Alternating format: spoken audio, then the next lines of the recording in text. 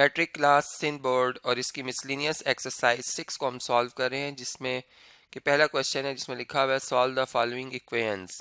और फर्स्ट अगर आप मतलब जो इसका क्वेश्चन अगर देखें इसमें लिखा हुआ है y minus four is equal to y minus six over y. ठीक है, हमने इसे सिंप्लीफाई करना है और देखना है कि y की क्या वैल्यू आती है जिससे ये इक्वेशन जो है वो ट्रू शो होती है। ठीक है, प्रोवाइडेड के y is not equal to zero. तो सोल्यूशन स्टार्ट करते हैं इसका। देखें इसमें अगर हम इस y को दूसरी तरफ मल्टीप्लाई कर लें, ठीक है, चूंकि ये बताया गया कि y जीरो के बराबर नहीं है इसलिए हम कंफर्म है कि ये नॉन जीरो नंबर है। ठीक है, तो y से मल्टीप्लाई करेंगे जब y माइनस फोर से, और इस साइड पे आ जाएगा y माइनस सिक्स। अब y into y y square होता है और y into four four y होता है। इस y को और माइनस सिक्स को भी हम जो है शिफ्ट कर देंगे लेफ्ट साइड पे, तो ये minus Y and plus six आ जाएगा और इक्वल्स टू जीरो। अब देखिए यहाँ पे आ जाएगा y square minus five y plus six equal to zero. अब सिक्स के जो फैक्टर्स हैं उनमें हम देख रहे हैं कि उनको टू और थ्री को अगर देखा जाए तो ऐड करने से फाइव बनता है और मल्टीप्लाई करने से सिक्स। तो हम लिखेंगे Y square minus three Y minus two Y और plus six equals to zero. अब यहाँ पे चूंकि हम मिड टर्म ब्रेक करके इसको सिंप्लीफाई करें तो हम देख रहे हैं कि पहले दो टर्म का जो ग्रुप बनता है उसमें y कॉमन आ रहा है, within bracket y minus three आ जाएगा। और लास्ट टू टर्म में से अगर आप देखें तो प्लस माइनस टू कॉमन लिया जा सकता है, within bracket y positive sign के साथ हो जाएगा, और सिक्स चूंकि माइनस टू से डिवाइड होगा तो माइनस थ्री इसका आंसर आएगा। अब आप y माइनस थ्री को कॉमन ले लें अगर, तो एक फैक्टर y माइनस थ्री और एक y माइनस टू आ जाएगा।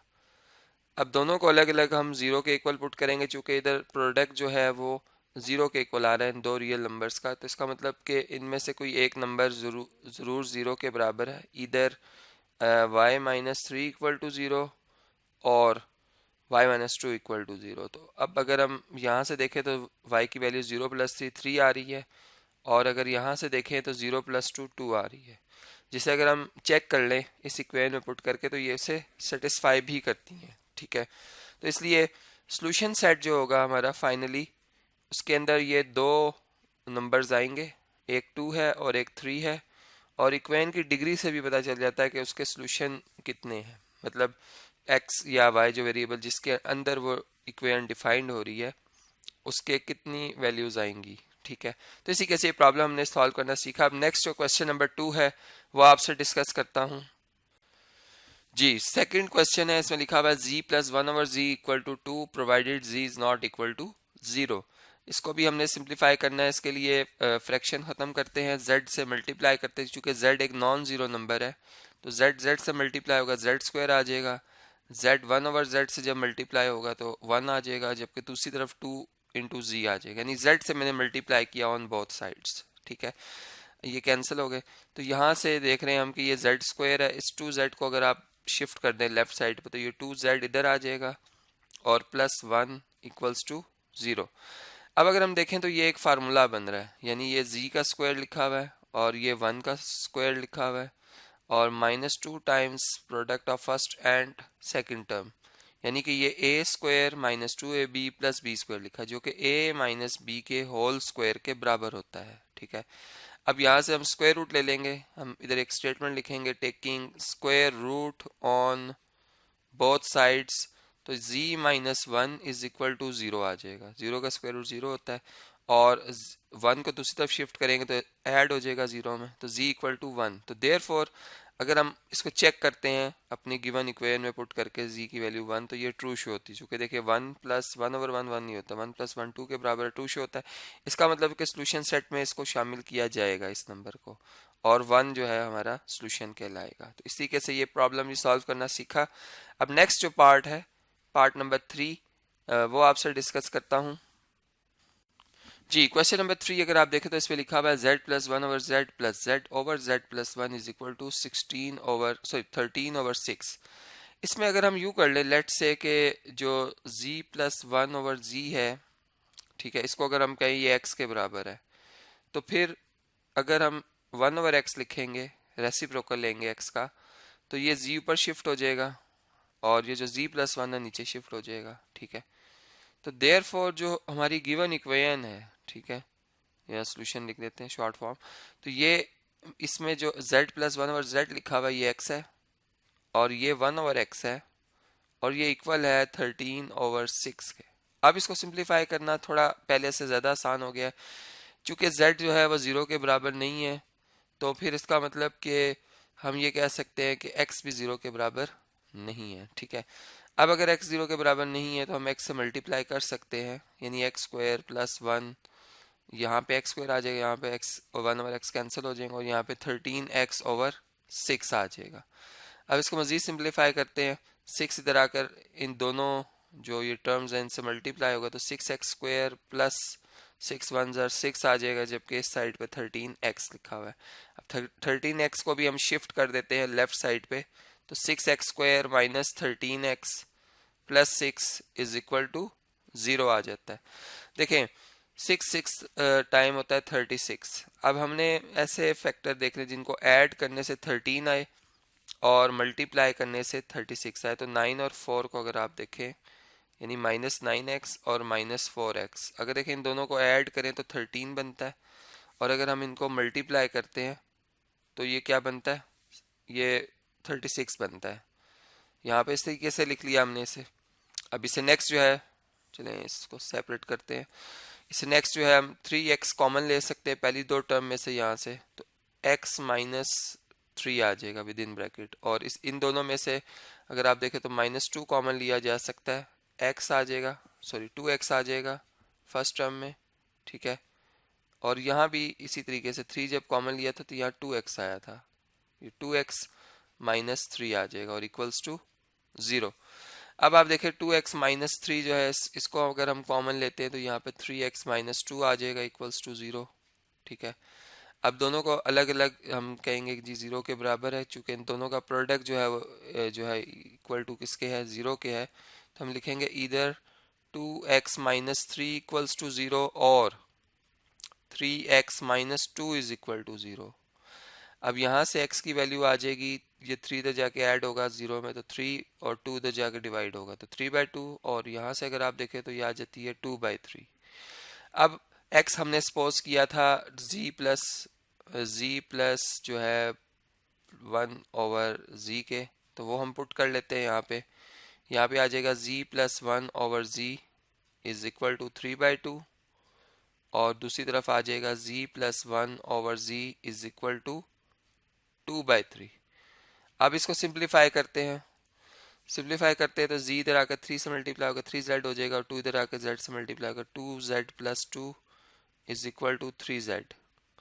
अब ये 2z 3z में से माइनस हो जाएगा, 3z minus 2z, sorry 2z लिखना था 2z, तो ये क्या आ जाता है, z की वैल्यू आ जाती है 2, तो एक वैल्यू आ गई 2। इसी तरीके से अगर हम इसको सिंप्लीफाई करते हैं तो ये 3z प्लस 3 और ये इक्वल आ जाएगा 2z के, 2z को इधर शिफ्ट कर लें, 3z में से माइनस हो जाएगा 3z माइनस 2z, और ये 3 तो जाके शिफ्ट करेंगे तो -3 आ जाएगा, तो z की वैल्यू एक आती है, एक आ जाती है -3।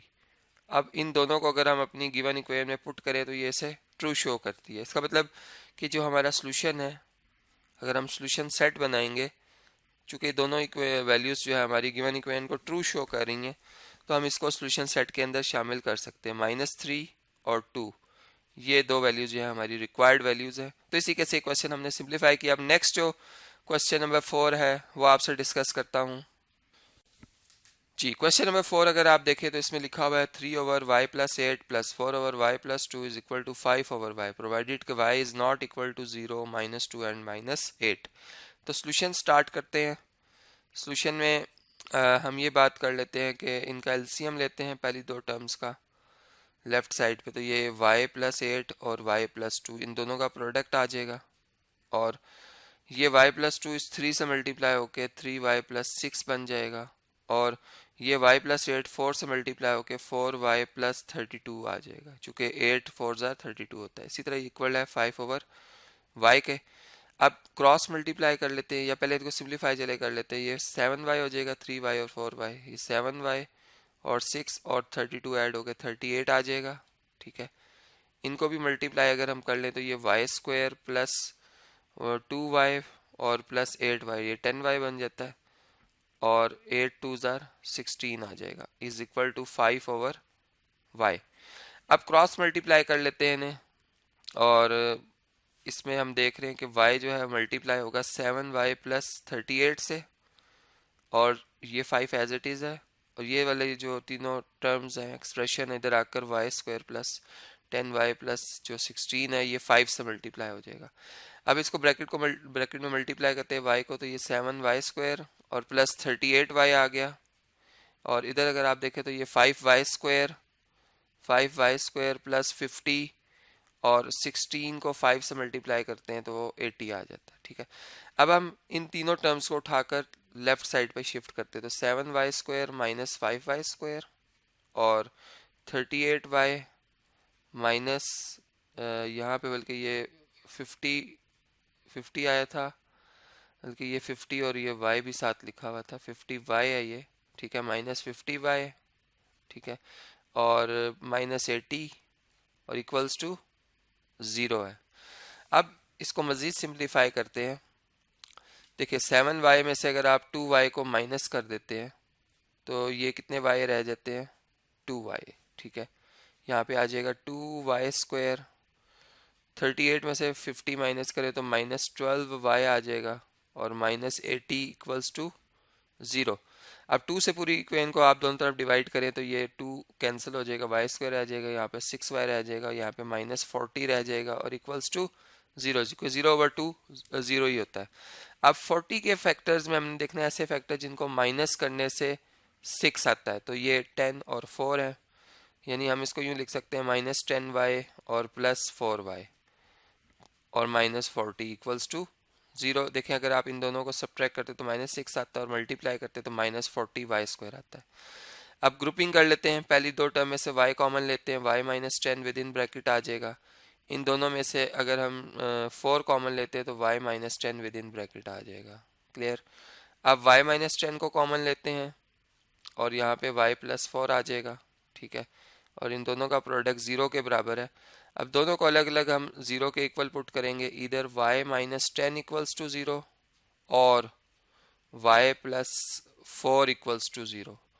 तो देखें हमारे पास जो रिजल्ट आ रहा है 0 प्लस 10 10 और 0 माइनस 4 माइनस 4। तो y की ये दो वैल्यूज आ रही हैं, एक 10 आ रही है और एक जो है वो माइनस 4 आ रही है। इनको अगर हम अपनी गिवन इक्वेशन में पुट करें तो ये उन्हें शो भी करती, वेरीफाई भी करती हैं, इन लेफ्ट साइड और राइट साइड को बराबर शो करती है, इसलिए हम इन्हें सोल्यूशन सेट में शामिल कर सकते हैं। तो सोल्यूशन सेट में ये दो नंबर आ जाएंगे, एक माइनस 4 आ जाएगा और एक जो है वो पॉजिटिव 10 आ जाएगा। तो इसी के से ये क्वेश्चन हमारा कंप्लीट होता है। जी, क्वेश्चन नंबर 5 को अगर हम देखें तो इस पे लिखा हुआ है if z equal to 3 is a solution of the equation z square plus K Z plus 15 equal to 0, find the value of k, hence find the other solution of the equation. यानी कि हमें ये बताया गया है कि इस equation का एक सोल्यूशन जो है z इक्वल टू 3 है। चूंकि ये क्वाड्रेटिक इक्वेशन है इसके दो सोल्यूशन होते हैं। अब दूसरा सोल्यूशन भी फाइंड करना है, लेकिन उससे पहले हमें k की वैल्यू फाइंड करनी है। ठीक है, तो देखें जैसे कि बताया गया है कि जो z इक्वल टू 3 है वो इक्वेशन का सोल्यूशन है, यानी जीरो ऑफ द इक्वेशन है। ठीक है, तो हम सपोज करते हैं कि जो p ऑफ z है पोलिनोमियल वो है z स्क्वायर प्लस के जी प्लस 15। ठीक है, अब हमने पुट करना है p ऑफ z की जगह 3 पुट करें, p ऑफ 3 को इक्वल्स टू 0, यानी कि पहले हमने पुट करना है z को 3 के इक्वल और फिर पुट करना है p ऑफ z, मतलब p ऑफ जो 3 है इसको 0 के इक्वल, क्योंकि ये रिमाइंडर को रिप्रेजेंट करता है, और रिमाइंडर 0 तब आता है जब जो z इक्वल टू 3 है is the solution of the equation. ठीक है, तो यहाँ पे 0 आ जाएगा, और दूसरी तरफ z का स्क्वायर यानी कि 3 का स्क्वायर 9, 3 इंटू जेड और प्लस 15 आ जाएगा। ठीक है, अब इसको हम सिंप्लीफाई करते हैं। देखें ये ना 15 और 9 ऐड हों तो ये 24 बनता है, 24 इधर आके शिफ्ट करेंगे तो माइनस 24 इक्वल टू 3z आ जाएगा, और माइनस 24 को अगर आप 3 से डिवाइड करते हैं, ठीक है, तो z की वैल्यू आ जाएगी -8। ठीक है, तो हमने z की वैल्यू जो है वो फाइंड कर ली है, बल्कि सॉरी k की वैल्यू, यहाँ k लिखना था मैंने चूंकि z की वैल्यू तो हमने 3 पुट कर दी है इसमें। ठीक है, ये k है, तो k की वैल्यू जो आ रही है वो आ जाएगी -8। ठीक है, इसको भी यहाँ से ठीक करते हैं। तो ये k है, यहाँ पे आएगा k, k and k is equal to आ जाएगा -8। अब k की इस वैल्यू को पुट कर लें अगर हम अपनी गिवन इक्वेशन में, तो गिवन इक्वेशन क्या बन जाएगी, z² प्लस, बल्कि माइनस हो जाएगा, ये -8 आई है वैल्यू, तो -8z प्लस 15 इक्वल्स टू 0। अब देखें एक फैक्टर हमें पता है कि z-3 इज अ फैक्टर। ठीक है, ये अगर हम इस तरह से लिख दें कि given z-3 is a factor.